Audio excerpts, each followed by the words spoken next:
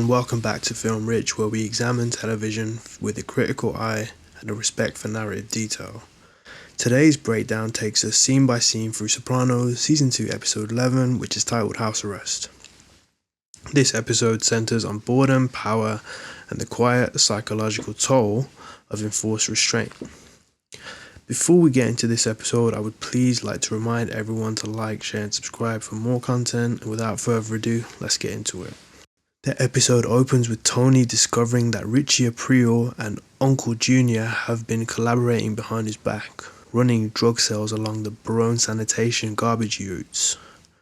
Tony orders Richie to shut it down immediately. When Richie relays that his demand to Junior refuses, explaining that income from the drug operation is essential to his financial survival. Tony meets with his lawyer, Neil Mink, who cautions that despite the collapse of the Bevilacqua murder case, a federal indictment remains a real possibility.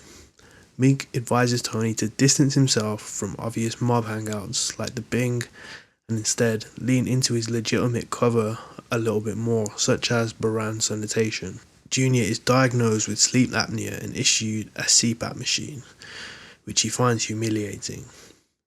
While at Dr. Shrek's office, he encounters Catherine Romano, the widow of a corrupt police officer he used to visit.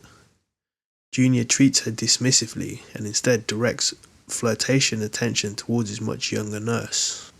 Forced into a legitimate routine, Tony grows deeply bored at Barone sanitation. He becomes intrigued by Dick Barone's secretary after learning she is a born-again Christian, and later has sex with her in the office to pass the time. Tony organizes an office betting pool and doodles, but he also develops a rash on his arm, suggested to be a psychomatic. His dissatisfaction intensifies when Silvio, Paulie and Pussy call to excitedly report receiving a shipment of World War II era weapons, highlighting how excluded Tony feels from the life he prefers. At a company banquet, Tony encounters Richie and Janice and angrily confronts Richie about his insubordination. Shortly after, overwhelmed by the shallow, banal conversations of the white-collar guests, Tony suffers a panic attack and collapses.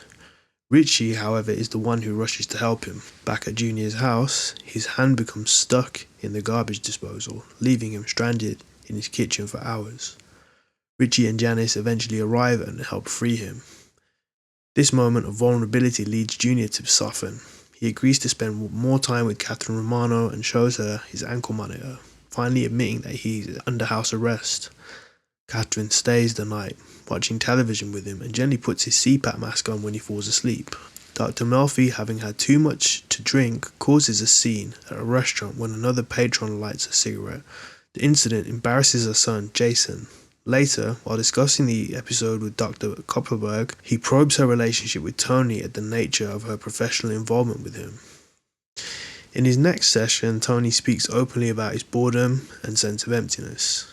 Melfi compares him to a shark, explaining that certain personalities must stay in constant motion. When forced into stillness, they are left alone with their thoughts and moral compromises, which can cause them to crash.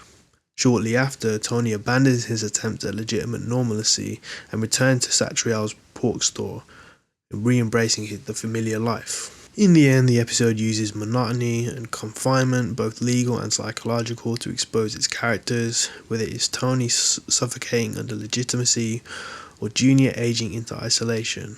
The story underscores a central truth of The Sopranos. These men are most comfortable in motion, even when the motion leads them into further self-destruction. Thanks for watching Film Rich. We'll see you next time, and please don't forget to like, share and subscribe.